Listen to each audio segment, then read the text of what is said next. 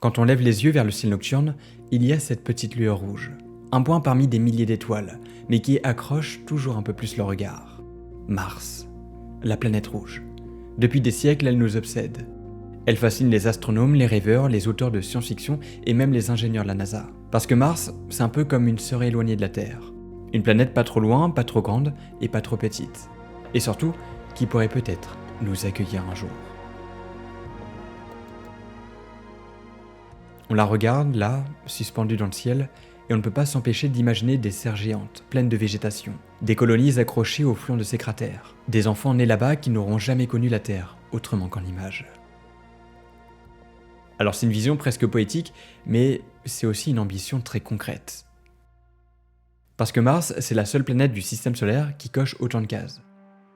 Un sol rocheux sur lequel on peut marcher, une journée qui dure à peu près 24 heures, et surtout, une histoire géologique qui laisse penser qu'elle a peut-être, un jour, abrité la vie. Alors forcément, on s'y projette. Mais entre rêve utopique et réalité du voyage interplanétaire, il y a un gouffre. Et aujourd'hui, on va essayer de le franchir, ensemble. On va comprendre pourquoi Mars nous attire autant et ce qu'il faudrait pour y vivre, et surtout, si c'est réellement possible. Salut tout le monde, je suis super content de vous retrouver dans cette nouvelle vidéo. Alors c'est un petit peu différent de ce que je fais d'habitude puisqu'on parle quand même de Mars et c'est un sujet que j'aborde très peu. Donc j'espère que c'est un sujet qui vous plaira tout autant. Et en parlant de sujet de vidéo, j'ai besoin que vous m'aidiez. En fait, il y a des moments où je sors une vidéo, je me dis bon celle-là va pas plaire et finalement appelez à tout le monde, je vois tout le monde dans les commentaires qui sont en mode ah trop bien. Genre par exemple type la vidéo sur les ovnis, c'était tout nouveau et vous avez adoré. Enfin la plupart des gens en tout cas.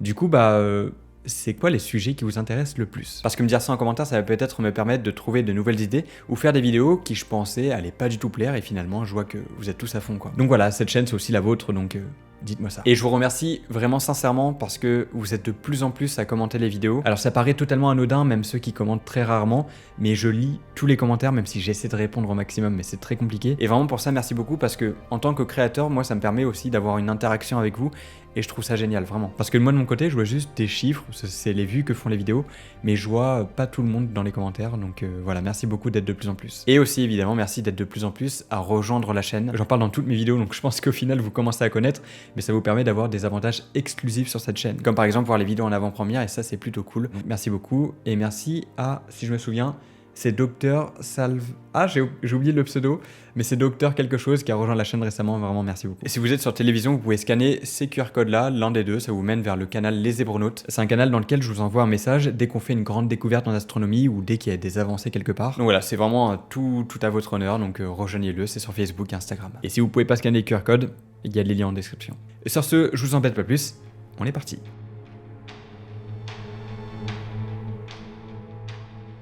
Mars, on la connaît depuis longtemps. Elle fait partie des 5 planètes visibles à l'œil nu. Alors forcément, les civilisations anciennes l'avaient repérée depuis des millénaires. Les Babyloniens la suivaient déjà à l'œil nu 700 ans avant notre ère, et les Romains, eux, l'avaient baptisée Mars en hommage à leur dieu de la guerre. Peut-être à cause de sa couleur rouge sang, un rouge qu'on sait aujourd'hui dû à la présence massive d'oxyde de fer dans son sol, c'est-à-dire de la rouille. Mais pendant des siècles, Mars est resté une énigme.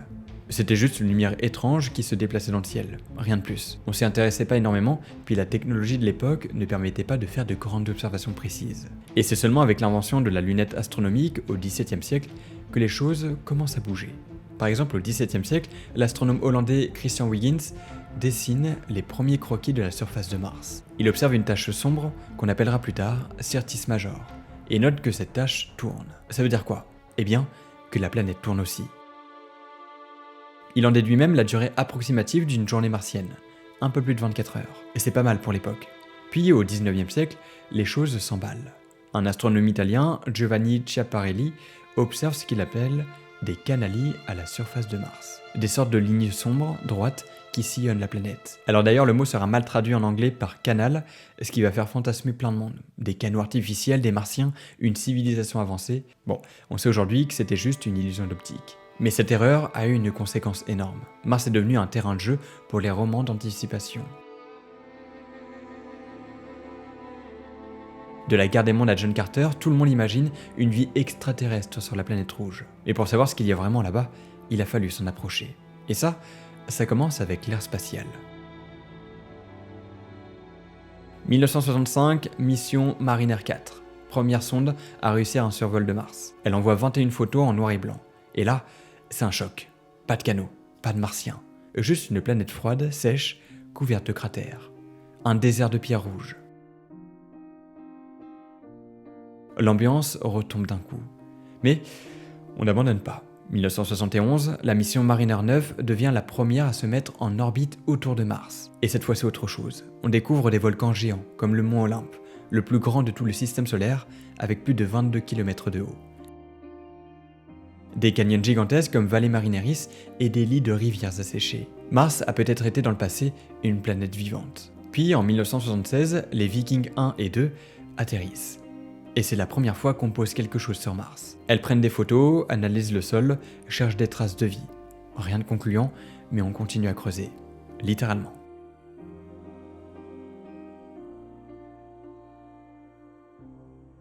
À partir des années 90, les missions s'enchaînent. On envoie Mars Pathfinder en 1997 avec le petit robot Sojourner qui sera le tout premier rover. Puis Spirit et Opportunity en 2004 qui vont battre tous les records de longévité. Opportunity devait tenir 90 jours. Il a roulé presque 15 ans. Et à chaque fois, on découvre un peu plus que Mars n'a pas toujours été ce désert glacé. Il y a des traces d'anciens lacs, des minéraux qui ne se forment qu'en présence d'eau liquide. On découvre que son atmosphère, aujourd'hui fine comme du papier, était autrefois beaucoup plus dense. Elle contenait même peut-être de l'oxygène, de la vapeur d'eau et peut-être un climat tempéré. Bref, Mars à une époque ressemblait à la Terre. Mais alors, qu'est-ce qu'il s'est passé ? Eh bien, Mars a perdu tout son champ magnétique. Et ça, c'est un drame planétaire qui a acté le déclin de la planète. La Terre, elle, est protégée par un champ magnétique généré par son noyau en rotation. Ce bouclier dévie les vents solaires, ces particules hyper énergétiques qui viennent du Soleil. Mais Mars, elle a un plus petit noyau, qui s'est refroidi trop vite. Résultat, plus de champ magnétique et plus de protection. Les vents solaires ont alors soufflé son atmosphère comme une bougie. Et petit à petit, elle s'est asséchée, refroidie, vidée de ses éléments vitaux. Mais elle en garde les cicatrices et c'est ça qui la rend si fascinante. Aujourd'hui, des missions comme Curiosity ou Perseverance cherchent des traces de vie passée. Elles analysent les sédiments, forent la roche, cartographient les minéraux. Et surtout, elles préparent le terrain pour ce qui vient après. Parce que maintenant, on veut plus juste observer Mars, on veut y aller. La NASA et l'Agence spatiale européenne prévoient une mission de retour d'échantillons vers la fin des années 2020. Le robot Perseverance stocke déjà des tubes de roche qu'on ira chercher pour les ramener sur Terre. Une première. La NASA vise une mission habitée d'ici les années 2030. SpaceX, eux, sont encore plus ambitieux. Elon Musk va envoyer des gens sur Mars avant 2030, avec son Starship. L'idée, c'est pas juste d'y aller pour planter un drapeau. C'est de construire une base, de s'installer et de commencer à penser une colonie. Mais pour ça, il faudra tout repenser. Trouver comment produire de l'oxygène, cultiver des plantes, se protéger du rayonnement cosmique. Il faudra créer une mini-Terre dans un environnement qui ne veut pas de nous. Et ça, c'est tout l'enjeu du 21e siècle. Mais il y a un détail qu'on ne peut pas ignorer si on rêve un jour de poser le pied sur Mars. La planète rouge est recouverte d'une fine pellicule de poussière. Et pas n'importe laquelle, une poussière ultra fine, encore plus fine que le sable qu'on retrouve sur Terre. Elle s'étend partout, sur des plaines, des montagnes, des roches, rien n'y échappe. Mais d'où vient-elle ? Eh bien, on pense qu'elle est née des impacts répétés de météorites qui ont touché la surface de la planète depuis des milliards d'années. À ça s'ajoute l'érosion due au vent. Les grains de roche se frottent, s'usent et se brisent, jusqu'à devenir de minuscules particules en suspension. Et ce détail justement, il est loin d'être anodin, parce que une poussière aussi fine, ça s'infiltre partout. Les rovers déjà présents sur la planète en font déjà les frais. Très vite, leurs surfaces prennent une teinte rouge. La poussière s'accroche à leurs panneaux solaires, leurs caméras, leurs mécanismes. Et le pire, c'est qu'elle ne part pas facilement. Alors, imaginez ce que ça pourrait donner sur des combinaisons spatiales, dans des habitats ou même dans les systèmes de filtration d'air. Surtout qu'on le sait, sur Mars, il y a des tempêtes de sable géantes. Et si on veut vraiment habiter sur Mars un jour, va falloir trouver un moyen de maîtriser cette poussière, avant qu'elle ne devienne un problème irréversible. Mais comme on l'a dit, aller sur Mars, c'est pas une idée nouvelle, c'est pas un coup de tête. C'est pas Elon Musk qui s'est réveillé un matin en disant « Tiens, et si on allait coloniser Mars ?» Non, en fait, cette idée, elle est bien plus ancienne. Elle remonte bien avant qu'on sache envoyer des fusées dans l'espace. Depuis qu'on a compris que Mars était un monde, un vrai. Avec un sol, des montagnes et peut-être de l'eau. Et bien, depuis ça, on rêve d'y aller. Déjà dans les années 1950, juste après la Seconde Guerre mondiale, des scientifiques comme Werner von Braun planchaient sur des plans de vaisseaux capables de transporter des humains vers la planète rouge. Alors à l'époque, on n'avait pas encore mis un satellite en orbite, mais Mars, c'était déjà l'objectif, et depuis, c'est resté. Alors oui, c'est difficile, et oui, c'est dangereux, mais pourquoi on y pense encore alors ? Mais alors pourquoi on y retourne encore et encore avec des robots, des satellites, des sondes ? Pourquoi on y consacre des milliards, des décennies de recherche, des vies entières de scientifiques ? Eh bien parce que Mars, c'est plus qu'une planète. C'est une promesse. Les enjeux derrière cette promesse sont énormes. Par exemple, le premier enjeu, c'est la science. Aller sur Mars, c'est explorer un monde qui a peut-être abrité la vie. Pas une vie extraterrestre de science-fiction avec des petits bonhommes rouges ou verts, évidemment non. Mais plutôt une vie microbienne, discrète, mais tellement importante. Et si on trouve des traces de vie passée sur Mars, ça veut dire que la vie n'est pas unique à la Terre. Et que peut-être que l'univers pourrait grouiller de mondes vivants. Et ça change tout. Ça bouleverse la biologie, la philosophie, la manière dont on se voit dans le cosmos. Ça nous apporterait aussi des réponses quant à l'origine de la vie sur Terre. Et pour ça, on a besoin d'aller sur place, de creuser nous-mêmes, de chercher dans les grottes, sous la surface, dans des régions où l'eau pourrait encore exister sous forme de glace. Ensuite, le deuxième enjeu, c'est la technologie. Aller sur Mars, c'est comme construire un pont vers le futur. On doit inventer des systèmes de survie, produire de l'énergie localement, recycler absolument tout, automatiser les tâches les plus vitales, survivre sans aide extérieure pendant des mois. En fait, c'est la version extrême du camping, mais sur une planète où tout veut te tuer. Les retombées technologiques, elles, sont énormes. Ce qu'on apprend là-bas pourrait nous servir ici. Par exemple, pendant les missions Apollo, des technologies médicales ont été mises au point et la couverture de survie utilisée par les pompiers a été inventée pendant la conquête spatiale. C'est pas juste de la science-fiction, c'est un progrès concret. Ensuite, le troisième enjeu, c'est la survie. Parce qu'on n'y pense pas toujours, mais la Terre n'est pas éternelle. Une grosse météorite, une guerre nucléaire, un changement climatique incontrôlé ou même une pandémie, il suffit d'un événement pour tout faire basculer. Mars serait un peu comme le plan B, un endroit où la civilisation humaine pourrait redémarrer si tout s'effondre ici. Une sorte de bunker planétaire. Alors je me permets de faire une pause parce que je sais que c'est un sujet qui peut faire débat. Évidemment, il n'y a pas de planète B. Il n'y aura jamais de planète comme la Terre. En fait, on ne pourra jamais vivre sur Mars. On ne pourra faire que survivre. Parce que nous, on est voué, on est adapté à la Terre. On est là pour être sur Terre. On n'est pas là pour aller sur une autre planète. C'est pas notre destinée, on va dire. Je me permets juste de dire ça parce que j'ai pas envie que les gens pensent que, ok, parce qu'il y a Mars, ça y est, c'est la planète B, donc on peut faire n'importe quoi sur Terre. Pas du tout. Et dans tous les cas, même si un jour on peut aller sur Mars comme planète B entre guillemets, c'est pas ça qui nous sauvera. Enfin, en tout cas, ça sauvera pas tout le monde. Et puis même, je pense que c'est pas une vie, honnêtement, de rester des années sur Mars. Je pense que les gens deviendraient fous.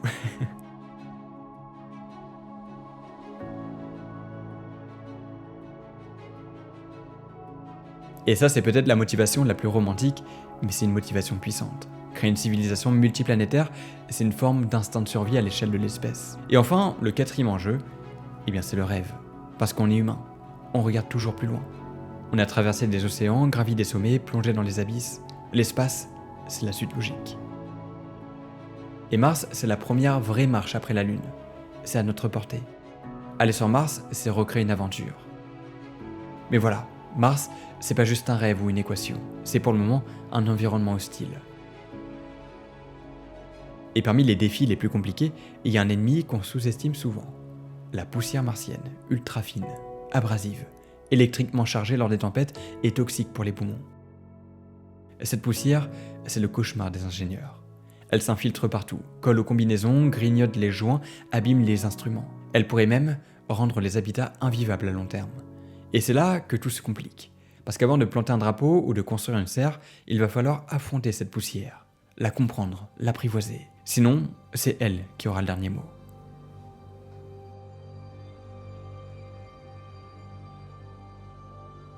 Composée en grande partie d'oxyde de fer, la poussière martienne, c'est pas seulement ce qui donne à Mars sa couleur rouge. Elle est l'un des plus grands défis à révéler pour explorer et peut-être un jour habiter la planète rouge.